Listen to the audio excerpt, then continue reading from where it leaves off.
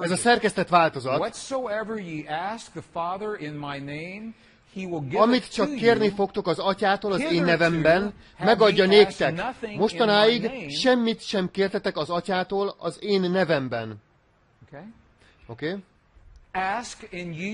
Kérjetek, és megkapjátok, hogy a ti örömötök teljes legyen. Oké, ez a szerkesztett változat annyira elképesztő számomra, mert kivették azt a két mondatot, ami elmondja nekünk, hogy hogyan kell kérni. A 4. században, amikor megtörténtek a szerkesztések, ezeket a két mondatot kivették. Ha visszamegyünk az eredeti arameusba, és megnézzünk egy új fordítást, ez az eredeti arameus, így kezdődik, hasonlóan néz ki, tehát ez az újra fordított változat a hiányzó részekkel.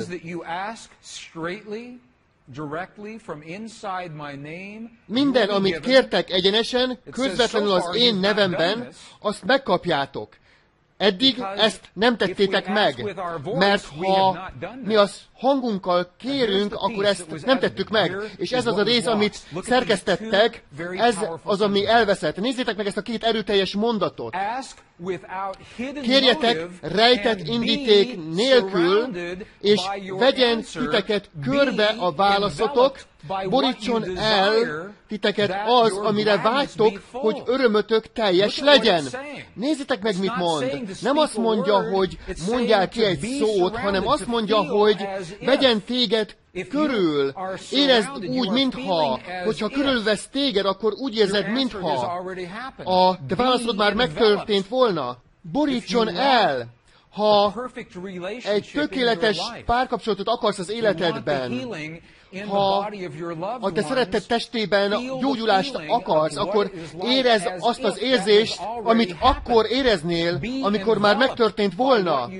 Borítson el az, amire vágysz, mert az az, amikor a te gondolatod és az érzelmed egyé válik. Szeretteid gyógyulására gondolsz, és érzed annak a gondolatnak a szeretetét. Egyé válnak, és az az a nyelv, amit ez a mező felismer. Érthető ez?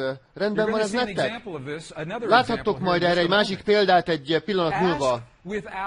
Kérjetek rejtett indíték nélkül. Mit jelent ez? Rejtett indíték. Ítélkezés nélkül kérjetek. Pontosan ezt mondják a buddhisták is nekünk. Kérj ítélkezés nélkül, hogy mi az, ami helyes, mi az, ami helytelen, mi az, ami jó, mi az, ami rossz. Kérj ego nélkül. Szívből kérj. Jelentőségteljes ez nektek? Egyáltalán segít? Hadd adjak akkor egy példát. Mert ahhoz, mert azt mondja, hogy vegyen téged körül. Az azt jelenti, hogy érezd úgy, mintha. Érezd úgy, mintha. Na most, ha ez túl vallásosnak hangzik, mert a Bibliából származik, beszéltünk reggel Neville-ről, a filozófusról, Neville-ről, a 20. század elején, a könyve, a tudatosság hatalma. Nézd meg, mit mond. Ugyanaz. Neville azt mondja, jövőbeni álmodat a jelen tényévé kell tenned, felöltve beteljesedett kívánságod érzését. Abból a helyzetből kiindulni, hogy ez már megtörtént. Na most ezt tették azok a terapeuták azzal a rákos daganattal. Ezt szeretném egy kicsit kibontani. Amikor azok a terapeuták meggyógyították a hölgyet a daganattal ma reggel, ők nem ítélték meg a rákot, hogy az most helyes vagy helytelen, jó vagy rossz. Nem volt ítélkezés. Elfogadták azt a daganatot, mint egy lehetőséget, sok lehetőségek közül egyet. Mert a kvantumvilágban minden lehetséges. Tehát nem azt mondták, hogy te rossz, rák, menj el, vagy most meg fogunk téged műteni, vagy most sugárzást fogunk használni. Nem ezt tették. Elfogadták a rákot úgy, ahogy volt, rejtett indíték, ítélkezés nélkül, és azt mondták, hogy most egy új valóságot fogunk választani. Azáltal, hogy érezzük, hogy felöltjük azt az érzést, mintha a hölgy már meg lenne gyógyulva. Tehát érezték annak az érzését, minthogyha már a hölgy teljesen meg lett volna gyógyulva, teljesen helyre jött és felépült volna, mintha már az megtörtént volna. És ez a kántálás, amit használtak, wassa, wassa, laza fordításban azt jelenti, hogy már kész, már kész. És aztán, amikor belelkesedtek, azt mondták, azt jelenti, hogy most, nem egy év múlva, nem egy hónap múlva, nem 5 perc múlva, most, a kvantum világban, most, és az ő teste reagált. Ez így kell, hogy legyen. Fizikai valóságnak reagálnia kell arra a nyelvre, amit megért. Tehát a buddhista hagyományok elárulják nekünk az érzés minőségét, a zsidó-keresztény hagyomány elárulja nekünk az utasításokat, hogy légy körülvéve, hogy légy elborítva, hogyan teremtheted meg ezt az érzést, és amikor mindezt összerakod, akkor az egy olyan dolog, ami a szívünkben történik meg, nem az elménkben. Úgy érezni, mintha már az imánk megválaszolásra került volna, ítélkezés és ego nélkül, érezni az eredmény alapján, mintha már az megtörtént volna. Van itt valaki, aki jártas a harcművészetekben, karate szakértő? Én a 20-as, 30-as, kicsit a 40-es, 50-es éveimben tanulmányoztam a harcművészeteket. Láthatok már harcművészeket, amikor a fókuszukat demonstrálják azáltal, hogy egy betontömböt összetörnek. Ilyet láthatok már? Láthatok már ilyet, ugye? Oké. A következő a titok. Ez az a titok, hogy mitől lehet összetörni azt a tömböt. Amikor a harcművész a tömbre fókuszál, a legutolsó dolog, amire gondolni akar, az az, hogy a keze megüti a tömböt. Mert ha arra gondol, akkor tudja, hogy az fájni fog. Tehát arra fókuszál, hogy mi történik, miután a kezük áthaladt a tömbön. Mintha már megtörtént volna. Egy a tömb alatti helyre fókuszálnak, és érzik azt az érzését, hogy már a kezük már azon a helyen van. Ez egy metafora, ez egyezik azzal, hogy mit csinálunk mi az érzelem erejével. Úgy érezni, hogy ez az élmény már megtörtént volna. Amikor hátat fordítottam mérnökként a cégeknek, az Egyesült Államok nagy sivatagába, Új-Mexikóba költöztem.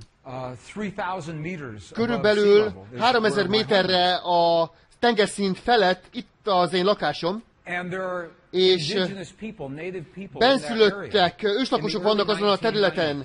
A korai 90-es években, ez alatt az idő alatt volt, hogy az országunk ezen részén a legrosszabb szárazság volt, már több mint 100 éve, nem volt eső ez alatt az időszak alatt. És az egyik őslakos barátom fölhívott egy nap, és azt mondta, Greg, szeretnél eljönni velem egy olyan helyre, ami egy nagyon különleges hely, ahol az én őseim jártak hosszú éveken át, hogy imádkozzanak esőért. Tehát szeretnél eljönni velem, hogy imádkozzunk esőért? Na most szerettem azt a nyelvet, amit használt, mert azt mondta, hogy ez a hely különleges, mert a hártya a világok között nagyon vékony ezen a helyen. Nagyon szeretem ezt a nyelvet. Tehát találkoztam a barátommal, és elmentünk erre a helyre, és kövekkel volt körberakva. Hasonlított ehhez, nem pontosan így nézett ki, de hasonlított ehhez a helyhez. Na most én nem voltam arra felkészülve, amit láttam, mert hittem, hogy valamiféle táncot, kántálást, éneklést, valami őslakos amerikai cuccot fogok ott látni. És egyáltalán nem ez történt. Az én barátom leült, levette a régi cipőit, és puszta lábbal belépett ebbe a körgyűrűbe. És tiszteletet mondott a múltjának, azokat a szavakat mondta, hogy minden ősöm most velem van. És aztán becsukta a szemét, és imádságos mudrába rakta a kezét, így, és hátat fordított nekem körülbelül 20 másodpercig. Aztán rám nézett, és azt mondta, éhes vagyok, te is szeretnél elmenni kajálni? Azt mondtam, hogy igen, de azt gondoltam, hogy te itt esőért fogsz imádkozni. És ekkor rám nézett, és azt mondta, nem. Azt mondta, ha én esőért imádkozok, akkor az eső soha nem történhet meg. Mert abban a pillanatban, ha valamiért imádkozol, pont akkor vetted tudomásul, hogy most az nincs itt. Ha azt mondod, édes Istenem, hadd legyen eső. Kérlek, hadd legyen gyógyulás a szeretteimnél. Kérlek, hadd legyen béke a világban. Kérlek, hadd jöjjön a lelkitársam be az életembe. Ha ezt mondod, akkor azt veszed tudomásul, hogy az nincs itt most. Emlékszel az isteni mátrixra? Nagyon szó szerinti. Ha te azt mondod, hogy kérlek, hadd, akkor az isteni mátrix azt mondja, hogy én akkor hagyom. És hagyom, és hagyom. Mert nincsen beteljesedés, nincsen végeredmény. Érthető? Tehát azt kérdezem a barátomtól, akit úgy hívtak, hogy David, hogy David, figyelj, ha nem esőért imádkoztál most, akkor mit csináltál, amikor becsuktad a szemedet? Annyira csodálatos történet. Azt mondta, hogy amikor becsuktam a szememet, éreztem annak az érzését, mintha már az eső megtörtént volna. Azt az érzést éreztem, hogy milyen érzés érezni a csupasz lábamat a sárban, a Pueblonban, mert olyan sok eső esett. Azt mondta, éreztem az illatokat, hogy milyen illat az, amikor az eső lecsorog a földről Pueblo falainál az én falumban. Éreztem azt az érzést, hogy milyen érzés az, amikor én keresztül futok a kukorica földeken, és a kukorica olyan magas, mert annyit esett az eső. Mondta, hogy aztán köszönetet mondtam, hálával és nagyrabecsüléssel azért az esőért, ami már megtörtént. Tehát ő nem kérte az esőt. Ez nagyon érdekes, hogy amikor a terapeuták a hölgyön dolgoztak a rákdaganat kapcsán, akkor a daganatot sem helyesnek, helytelennek, vagy jónak, vagy rossznak nem ítélték. Elfogadták úgy, ahogy volt, és azt mondták, hogy most egy másik valóságot fogunk csinálni. Amikor az én barátom az esőért imádkozott, akkor nem ítélkezett a szárazság fölött. Azt mondta, hogy ez a szárazságunk, ez egy gyógyszer volt mostanáig, és most új gyógyszert fogunk teremteni. Ez egy kulcsfontosságú dolog. Érezni úgy, mintha már megtörtént volna. És a történet így folytatódott. Ebédeztünk aznap, aztán mire visszaértem a birtokomra, azon a délután valami elkezdett történni, ami már nagyon hosszú ideje nem történt.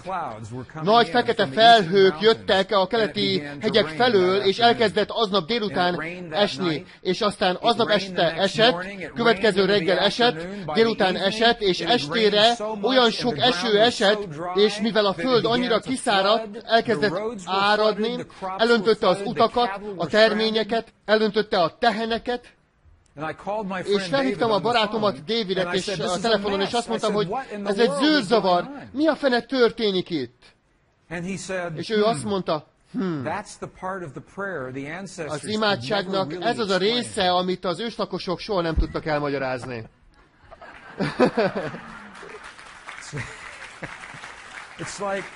Ez olyan, mintha...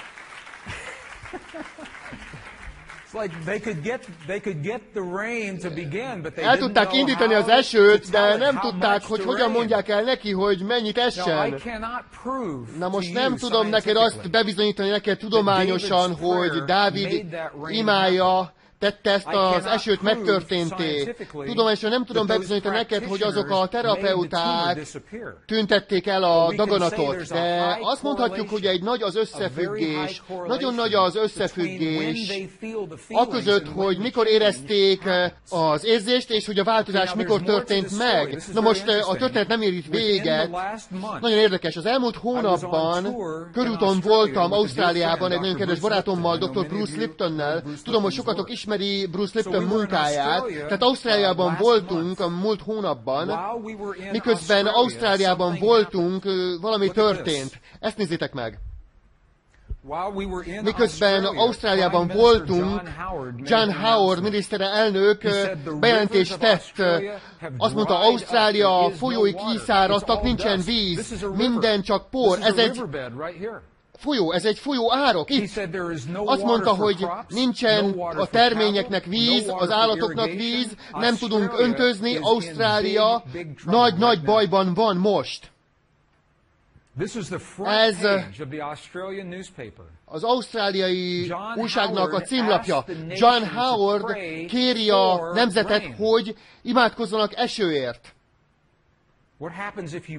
Mi történik akkor, hogyha esőért imádkozol? Oké.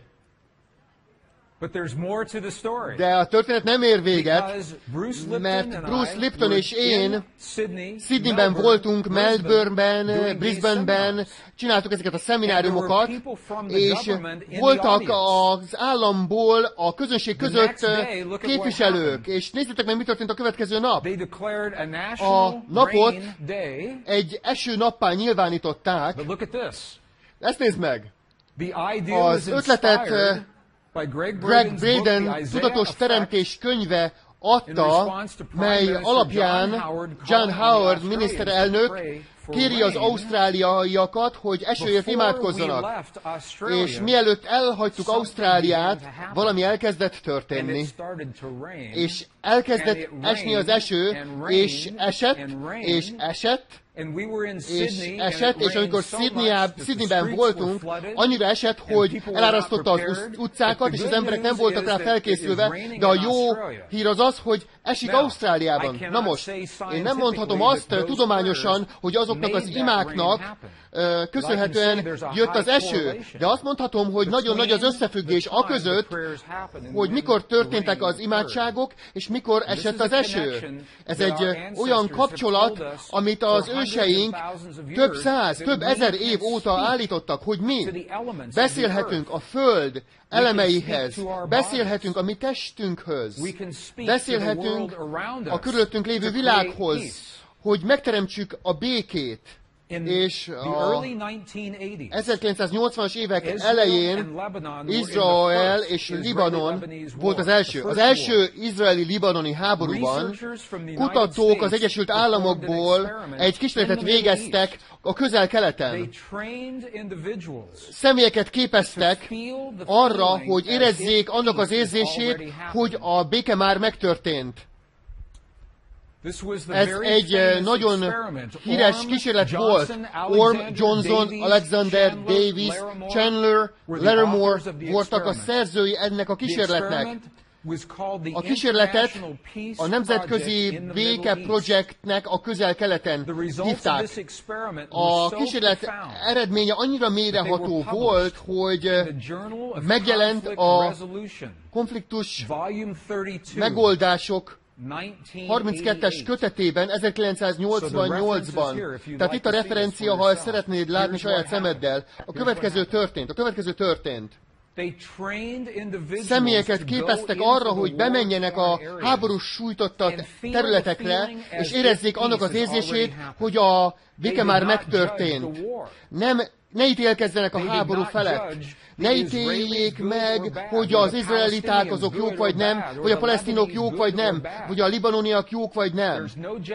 Nem volt ítélkezés, nem volt ego. Egyszerűen csak bementek, és úgy érezték, mintha már a béke megtörtént volna. Épp úgy, mint ahogy Dávid érezte, hogy az eső már megtörtént. Épp úgy, ahogy a terapeuták érezték, hogy a nő már meggyógyult. Látjátok, mit akarok ebből kihozni?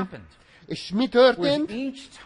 Minden esetben, amikor a terapeuták ezt a kísérletet végezték, a Közel-Keleten béke volt. A terrorista aktivitások abba maradtak. Teljesen. Az emberek elleni bűncselekmények csökkentek. A sürgősségi betegellátások csökkentek. Az autóbalesetek csökkentek. És amikor az emberek abba hagyták az érzéseiket, az összes ilyen statisztika visszaállt. Minden visszament oda, ahol volt.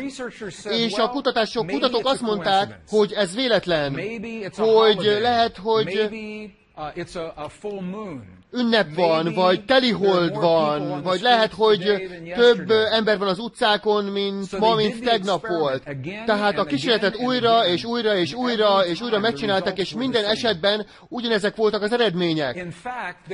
Valójában meg tudták határozni, hány ember kell ahhoz, hogy érezze a békét, ahhoz, hogy a béke megtörténjen azon a területen. És a következőre jöttek rá. Nagyon kicsi a szám. Azt mondták, hogy ha lakosságod 1%-ának a négyzetgyökét rá tudod venni arra, hogy érezze a békét, akkor meg fog történni a béke. Hadd mutassam meg a matekot, ezek nagyon kicsi számok. 1%-nak a négyzetgyöke a népességben. Oké, tegyük fel, van egy egymilliós város, akkor következőképpen működik akkor a formula. Fogod a teljes embermennyiséget, azt megszorzod 1%-kal, tehát 1 millió szorozva 0,01-jel, megadja neked azt a számot, hogy 10 000, na most fogod a 10 000-nek a négyzetgyökét, 100 ember.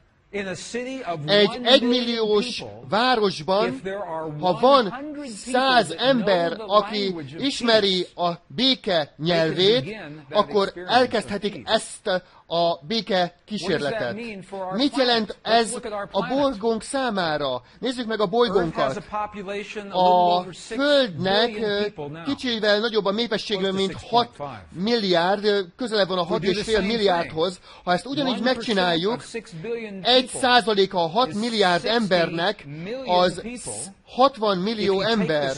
Ha fogod a négyzetgyökét a 60 millió embernek, akkor az a szám az kicsivel kevesebb, mint 8000. 7746 ember. Van 1000 ember ebben a teremben. 7 ilyen terem meg tudja változtatni a világot. És ez csak a kezdet. Mi történik akkor, ha nagyon-nagyon sok ember összejön az interneten, a világhálón, összerendezik, és megteremtik ezt a békét. Ez megtörtént. Ezt már megcsináltuk. A Princeton Egyetem megszervezett egy tanulmányt, és miközben az emberek békét éreznek, semmi más nem történik, csak béke. A probléma az, hogy az emberek abba hagyják a béke érzését, és elsétálnak a kísérlettől, és minden megváltozik. Tehát ez egy nagyon gyors nap volt. Még van egy kevés, amit szeretnék veletek megosztani, és ebben a teremben is éljünk át valamit. Ma reggel beszéltünk a Heart Math intézményéről, az ő felfedezésükről, hogy minden emberi szívnek a szív körül van egy energia mező. 2-3 méter átmérőjű, És ez az energiamező mérhető most oly módokon, ami nagyon hasznos a számunkra. Tehát ez az energiamező, ha te 2-3 méteren belül vagy egy másik személyhez képest, akkor az ő szív mezejében osztozol. Tehát ebben a mezőben körülbelül 1000 ember van, ebben a teremben, 1000 szívmező, amit mindnyájan osztozunk. Mindnyájan osztozunk ebben a mezőben. Érthető? Oké. Tehát a HeartMath intézménye tervezett egy berendezést, ami segít nekünk megmérni ezt a mezőt ebben a teremben. Ha ki tudjuk mutatni egy személy szív mezejét, mivel mi mindnyájan összeköttetésben vagyunk, ezért mindenkinek a szívmezejét érzékeli. Tehát szeretnék bemutatni egy kis kísérletet ma délután, és a célja ennek a kísérletnek az, hogy segítsen nekünk megismerni, milyen fajta érzés a szívünkben az, ami létrehozza hatást a világunkban. És a délután hátránylévő részében ezt szeretném megcsinálni. Úgyhogy hadd magyarázzam el egy picit, hogy hogyan működik ez. Itt van a számítógépen egy berendezés, hogyha meg tudlak mérni téged, vagy magamat, akkor mérem az egész termet, mert az összes mező össze van kötve. Oké? Érthető? Tehát ha meg tudjuk mérni, vagy azt, amit úgy hívunk, hogy HRV, szívritmus változó, ha tudjuk mérni a szívritmus változót, vagy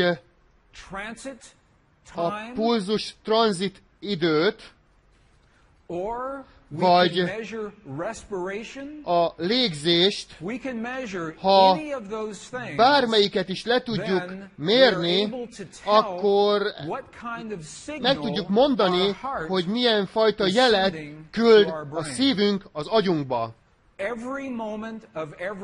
Minden nap, minden pillanatában a szíved beszélget a te agyaddal.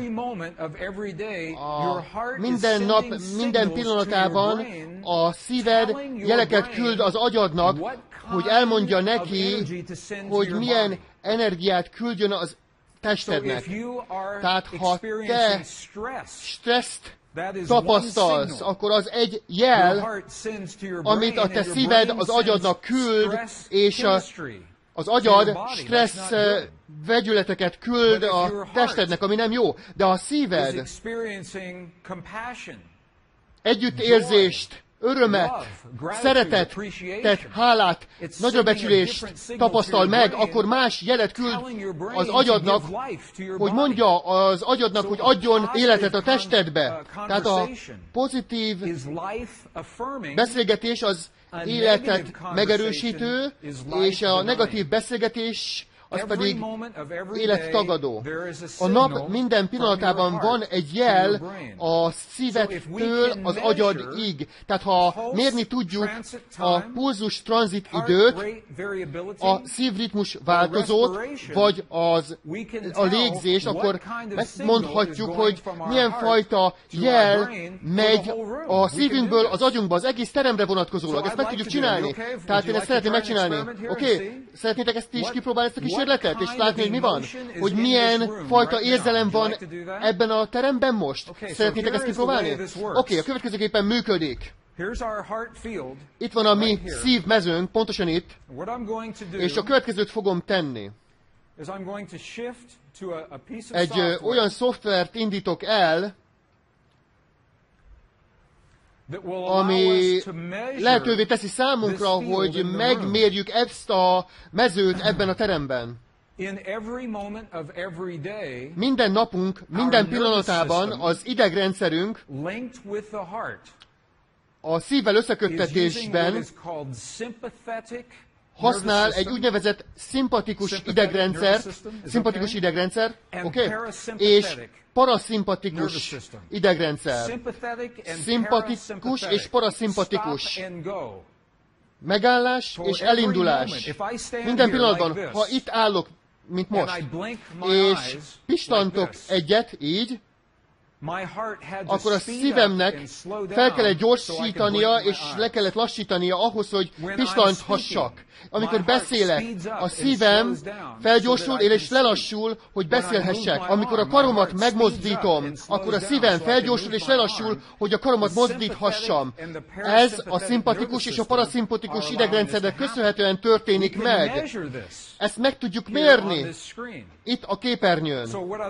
Tehát a következőt szeretném csinálni, hogy az egész teremre vonatkozólag ezt szeretném megmérni, tehát ahhoz, hogy ezt a kísérletet megcsináljuk, arra kérlek, még nem, de amikor majd kérlek, akkor mindnyájan fizikálisan lépjünk egymással kapcsolatban, fogjuk meg egymás kezét az egész teremben, hogy mindenki valaki mással kezet fog, tehát hogy legyen egy áramkörünk ebben a teremben, keresztül a folyosókon is. Tehát ti mindnyájan összeköttetésben vagytok velem, én pedig összeköttetésben vagyok ezzel a géppel, tehát mindnyájan egy jelzést adunk együtt, úgyhogy elkezdjük. Oké. Egy picit kapcsoljuk le a világítást. Látjátok a lila színt? Mi ez olaszul? Viola. Látjátok a violát? És Simone? És hogyan mondod a sárgát? Jello. Itt van a jello. Simone, szimpatikus idegrendszer. Viola, paraszimpatikus idegrendszer. Jello, egyensúly. Ez az egyensúly közötte. Tehát az ideális jelzés, amit elvárunk, az egy jelzés pont a sárga közepén 0,01, az az optimális jelzés. És az lesz, hogy ez egy élő jelzése, valós idejű jelzése a csoport közönségünknek. Nem egyének vagyunk, hanem egy közösség. Mi egy közösség vagyunk, ami egy szívmezőben osztozik, és mérjük a beszélgetést a szívünk és az agyunk között ebben a teremben. Amikor elkezdem a kísérletet, látni fogjátok, hogy hogyan változik, ahogy keresztül visszük a kísérletet. Tehát így. Elkezdem, és csak egy pillanat, hogy kalibráljon, tehát itt kalibrál. Oké.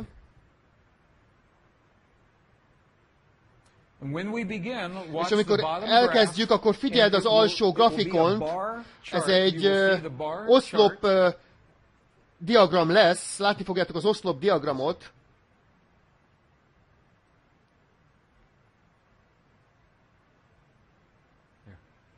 Itt. Oké, ez egy valós idejű kijelzés ebben a teremben. Itt állunk most. Ez nem helyes, nem helytelen, nem jó, nem rossz.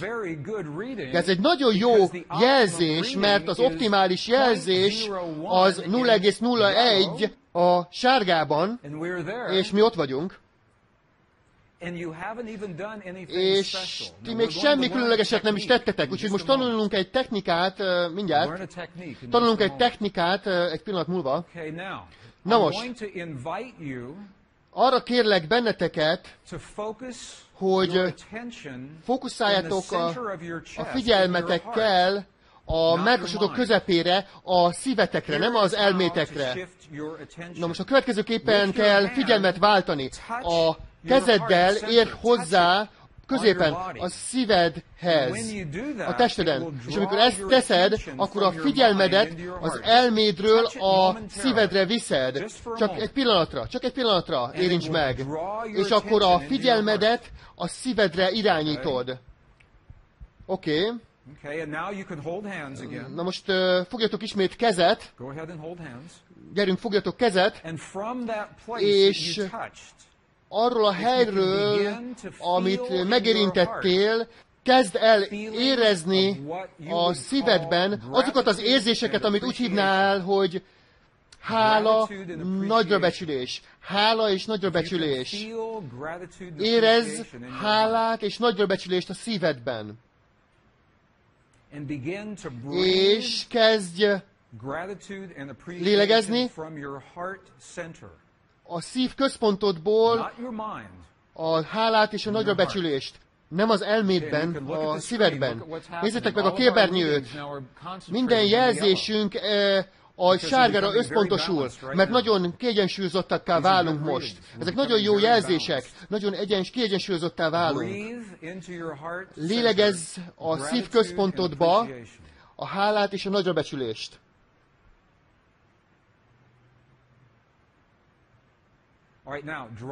Oké. Engedjétek el a kezeteket, és érezzétek ezt az érzést. Engedjétek el a kezeteket, és érezzétek azt az érzést. És nézzétek, mi történik. A mező összeköt minket, anélkül, hogy egymáshoz érnénk. Nem kell, hogy kezet fogjunk, mert a mező összekötötte a szíveinket.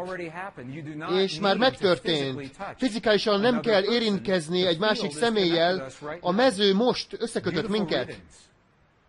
Gyönyörű jelzés. Ez arról árulkodik, hogy a te szíved ebben a teremben, ez a terem, ez egy nagyon kiegyensúlyozott szívterem. Ezekkel csodákat tudunk tenni. Lehet, hogy most történnek. Ez az az állapot, amikor csodák történnek, amikor a gyógyulások történnek. Néha fizikai, néha érzelmi. Ez az az állapot, amikor ezek a dolgok megtörténnek. Ez az az érzés, amit a tibeti szerzetesek és nővérek tanítanak a monostorokban. Ez az az érzés a szívünkben. Ez nem a elme folyamata. Az elme lehet, hogy a nagyrabecsülés és a hála élményére gondol, de a szív, a te szíved érzi ezt az élményt. Oké, kinyithatjátok a szemeteket. Ez az, amit a szerzetesek és a nővérek tanítanak a monostorokban. Emlékszel az apátra, mit mondott nekünk? Azt mondta, hogy az érzés az ima. Emlékszettek erre korábban? Az érzés az ima. A szerzetesek és a nővérek 12, 14, 16 órát naponta azzal töltenek a monostorban, hogy létrehozzák azokat az élményeket, amik megadják nekik az érzést. És az érzés az ima. Ahhoz vagyunk szokva, hogy az életünket az elményben éljük, és hagyjuk figyelem kívül az érzéseinket. Mikor az igazság meg az, hogy a legnagyobb élményeink, a legnagyobb hatalmunk a szívünk érzéseiből származik. Tehát azt akartam, hogy legyen egy kis élményetek ma délután, hogy megismerjétek, milyen az az érzés a szívedben, ami létrehozza ezeket a hatásokat. És ezt tettük meg, úgyhogy nagyon szépen köszönöm ezt a kis kísérletet. Versengés nélkül, ez csak egy módszer volt, nincsen jó eredmény, vagy rossz eredmény, helyes vagy helytelen jelzés, ez csak egy módja volt annak, hogy megtudjuk az érzést a szívünkben. Ma reggel két fals feltételezéssel indítottunk, amit a tudomány elhitett velünk. A tudomány azt hiteti el velünk, hogy a tér üres, hogy nincs semmi, te közted és én köztem, és most már tudjuk, hogy ez nem így van. Azt hitetik el velünk, hogy a gondolat, érzés, érzelem, hit, ennek semmi hatása nincs a világunkra, a testünkre, és azt is tudjuk már, hogy ezek nem igazak, ezek hamis feltételezések. És hogy ezt megértjük, ez mindent megváltoztat. Mindent megváltoztat azzal kapcsolatban, hogy mit hiszünk, hogy kik vagyunk. Ma reggel megkérdeztem tőled, hogy ki vagy. Egy passzív megfigyelő, vagy egy erőteljes teremtő. És most már megvan az információt, hogy saját magadnak ezt megválaszold. Tudod, hogy te egy erőteljes lény vagy, egy erőteljes teremtő, ha úgy döntesz, hogy használod a hatalmadat. Ha úgy döntesz, hogy használod a hatalmadat. és ez egy olyan hatalom, ami a szívedben rejlik. Az emberi érzelem hatalma. Neville azt mondta nekünk, azt mondta, hogy nekünk olyan korlátlan hatalmunk van, ami ellen semmilyen földi erő, semmilyen jelentőséggel nem bír. Másféleképpen fogalmazva, nekünk egy olyan korlátlan hatalmunk van, amivel ezen a földön semmi nem ér fel.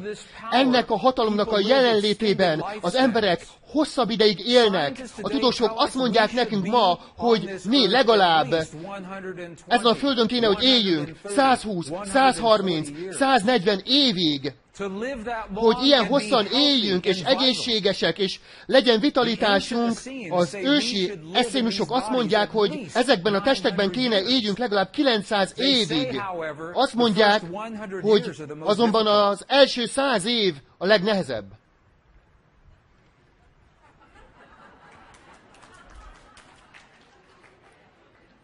Let me share with you why. Hadd mondjam el nektek, hogy miért.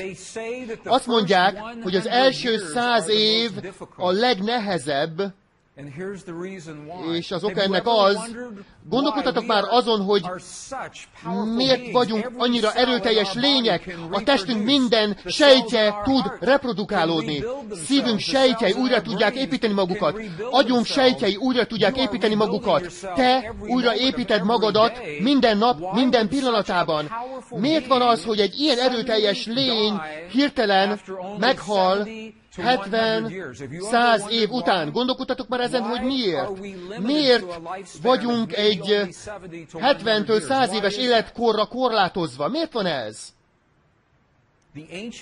Az ősi eszénusok azt mondják, az első 100 év a legnehezebb, mert nekünk ilyen hosszú időbe, 100 évbe kerül, hogy megtanuljuk azt, hogy annak a sebét meggyógyítsuk, hogy ebben a világban élünk. Hogy körülbelül 100 évbe telik megtanulni, meggyógyítani azt a fájdalmat, hogy elvesztettünk dolgokat, és embereket, és helyeket, amiket a legjobban szerettünk. Hogy körülbelül 70-től 100 év az, ameddig a te tested és az én testem képes elviselni magát a rendezetlen fájdalom jelenlétében. Annak a rendezetlen fájdalma, hogy elvesztettük azokat az embereket, akiket szerettünk és kedvesek voltak számunkra. És én láttam, hogy milyen gyorsan változik a világ. Azt mondják, hogy annak a titka, hogy 70-100 éven túl éljünk, az az, hogy találjunk meg egy módot arra, hogy megoldjuk, rendezzük, meggyógyítsuk azoknak a dolgoknak a fájdalmát, amit elvesztünk ebben az életben. És lehet, hogy 70-100 évben is telik, mire ezt meg tudjuk oldani. És úgy gondolom, hogy most mi ezt tesszük. Ha tudjuk egymást szeretni, ha tudjuk ezt a világot szeretni, eléggé, hogy lehetővé tegyük egymásnak ezt megtapasztalni. És tudjuk, hogy nekünk megvan bennünk ez a hatalom. Ha szeretni tudunk, és lehetővé tudunk tenni, ha tudunk szeretni, ítélkezés, ego és hozzáfűzés nélkül, ha abszolút nyitottan és teljesen tudunk szeretni, akkor semmi oka, hogy a testünk abba hagyja a működését 70 vagy 100 év után. És most a tudósok pontosan ugyanezt mondják. Ahhoz, hogy az isteni mező ezen hosszú életerejét felszabadítsuk az életünkben, először meg kell értenünk azt, hogy hogy működik, és ebéd előtt szakítottunk erre időt, hogy megértsük, és most már megérted, hogy ez az energia mező mindenhol ott van, mindig. Ez az energia mező a kezdetektől fogva, az ősrobbanás óta velünk van, hogy nincsen üres tér, hogy minden hely a világ egyetemben az élő energiától pulzál. Most tudjátok, és láttátok a kísérleteket, amik bizonyították, hogy az emberi test DNS-e az kommunikál ezzel a mezővel. A DNS beszél a mezőhöz. És láttátok a kísérletekben, amik bizonyították, hogy az érzések és a hit a szívedben hozza létre a hullámokat, az álló hullámokat, amik beszélnek a mezőhöz. Most már tudjátok ezeket a dolgokat. Nem kell, hogy gyanítsátok ezeket, láttátok a kísérleteket. Tehát most már tudjuk, hogy hogyan beszéljük azt a nyelvet, amit a mező felismer. Ez a hatalma az emberi érzelemnek, az emberi érzésnek. Éreztitek ti is ezt ma reggel, mikor láttátok a két kislányt? Lenyűgöző kép. Szeretem ezt a képet, mert arról árulkodik számunkra, hogy mi kik is vagyunk valójában. Ők túl fiatalok ahhoz, hogy ezt a szüleiktől tanulták volna meg. Ezt a lényünkben hordozzuk. Mi olyan lények vagyunk, akik szeretünk, akik törődnek, akik gondoskodnak. Arra születtünk, hogy ebben a világban szeressünk. Ezt mutatja, ez pontosan. Csak néhány órásak, és már tudják ezt. Ezért szeretem én ezt a képet. Ez az az érzés, ami emlékeztet téged a szíved hatalmára. Emlékeztet, ahogy Neville mondta, hogy van egy hatalom benned, amitől semmi sem erősebb ebben a világban. Van benned egy hatalom, ami lehetővé teszi számodra, hogy a fizika és a biológia törvényeit átjárd, ahogy ma ismerjük őket. Mert a kísérletek arról árulkodtak, hogy annak az érzelemnek a hatalmában, és annak az érzésnek a hatalmában, amit akkor érzel, amikor ezt látod, te már nem vagy korlátolva a biológia és a fizika törvényei által, ahogy ismerjük őket manapság. És ez egy nagyon erőteljes állapot. Rumi azt mondta, hogy micsoda furcsa lények vagyunk mi. A pokolban ülünk, a sötétség mélyén, és félünk a saját halhatatlanságunktól. Lehet, hogy a saját hatalmunktól félünk. Lehet, hogy mi a saját hatalmunktól félünk, mert ha tényleg megértenénk, hogy minden egyes emberi szívben ott van a hatalom a teremtéshez ebben a világegyetemben, olyan módokon, amiket csak képzelni tudunk. Milyen lehetne a világunk? Én úgy gondolom, hogy ki fog derülni. Úgy gondolom, hogy pontosan erre fogunk rájönni, mert a hatalom, hogy ezt megtegyük, mindnyájatokban ott van. A hatalom, hogy teremts, hogy gyógyíts, hogy szeress, hogy világban békét, és a családban békét teremts, hogy a szeretetet és a gondoskodás meglegyen, amit választasz, az már ott van, annak a hatalma ott van már a szívedben. A titok az az, hogy érezd az érzést, mintha már az megtörtént volna, hogy az isteni mátrix megadhassa neked azt, amit az érzésed éppen beazonosított. Az érzés. A titok az az, hogy neked teljesen azokkal a dolgokkal kell válnod az életedben, amiket a világodban meg akarsz tapasztalni. Először érezned kell, hogy a mező visszatükrözhesse. Érthető ez? Értitek? Van ennek így értelme?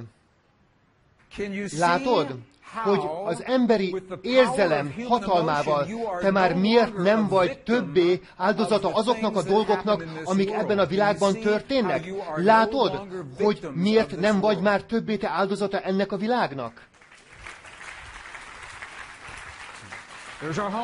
Van egy otthonunk. Ez az otthonunk.